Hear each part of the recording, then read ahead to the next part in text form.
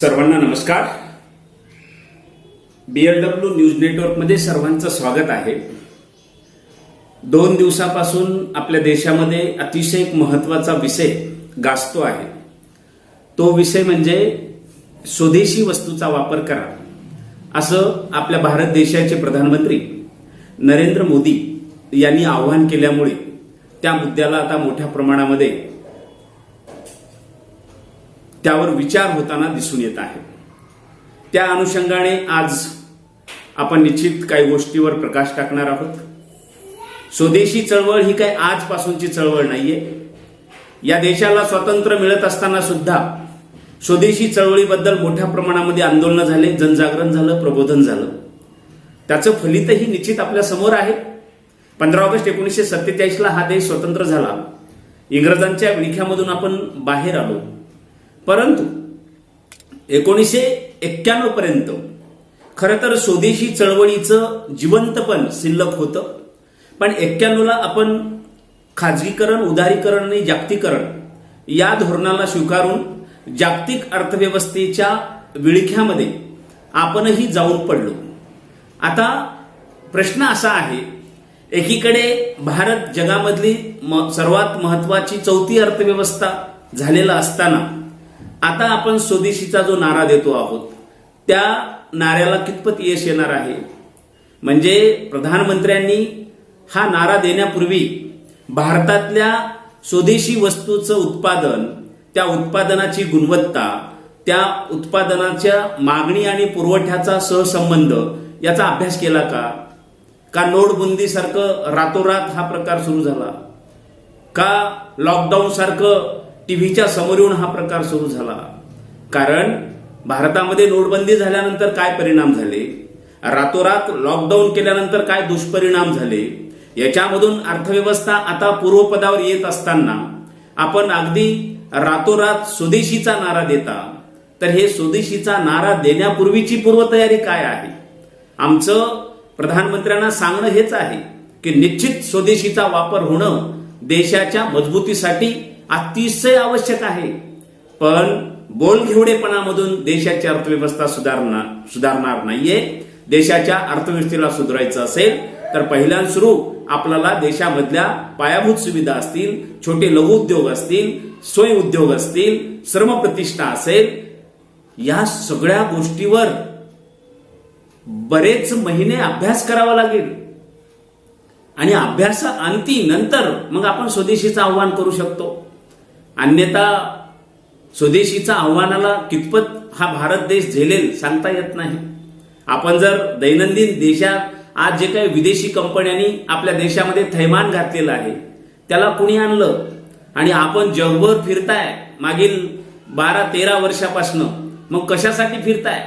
आणि तिथून एखादी कंपनी आपल्या इथे येत असताना आपण आपलं परराष्ट्र धोरण काय ठरवतो आहोत, आपलं नीती आयोग नेमकं काय निष्कर्ष मांडत आहे, या पद्धतीनं सुद्धा देशाच्या प्रधानमंत्र्यांकडे त्याकडे पाहिलं पाहिजे. अन्यथा स्वदेशीचा नुसता नारा दिल्यामुळे स्वदेशी चळवळ मोठी होणार नाहीये.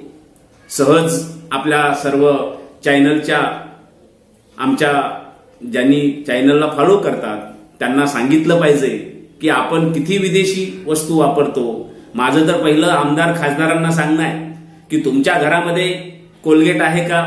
फेकून द्या, कारण ती विदेशी आहे. तुमच्या घरामध्ये हिंदुस्तान लिव्हर आहे का?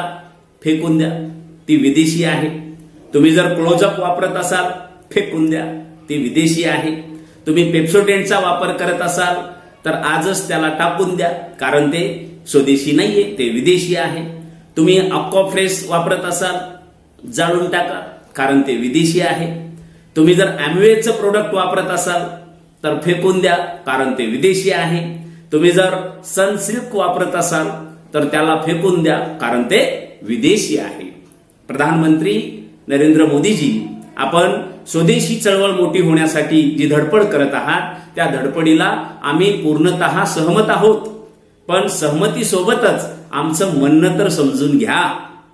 त्यामध्ये जर पुन्हा एकदा खासदार, आमदार, लोकप्रतिनिधी, तुमचे मंत्री हे जर समजा क्लिनिक हेड अँड शोल्डर वापरत असतील तर फेकून दिलं पाहिजे, कारण ते विदेशी आहे.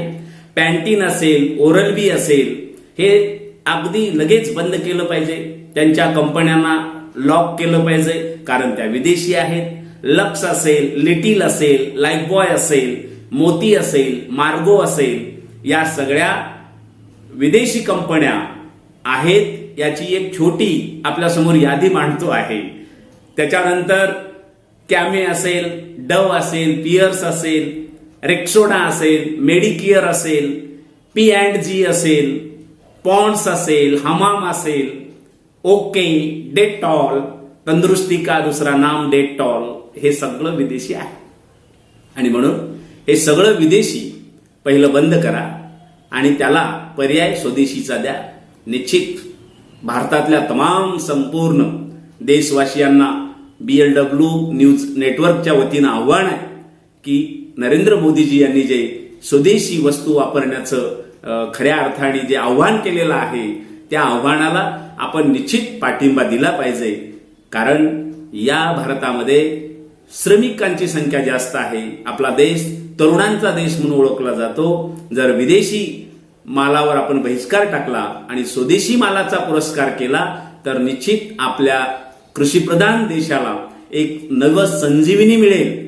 पण ही नव संजीवनी मिळत असताना स्वतंत्र असा भारताच्या अर्थव्यवस्थेचा अर्थसंकल्प सादर झाला पाहिजे आणि एक अभ्यास गट भारतातल्या पूर्ण भौगोलिक अर्थव्यवस्थेवर निर्माण करून त्या गटाकडून ज्या शिफारसी येतील, निष्कर्ष येतील, त्यानुसार जर आपण स्वदेशी चळवळ मोठी करण्याचा प्रयत्न केला तर निश्चितच ही चळवळ मोठी होऊ शकते. अन्यथा नरेंद्र मोदी साहेब, आपण काही अर्थतज्ञ नाही, आपण काही कुठल्या अर्थव्यवस्थेच्या अभ्यासातले खऱ्या अर्थाने विद्यार्थी पण नाही.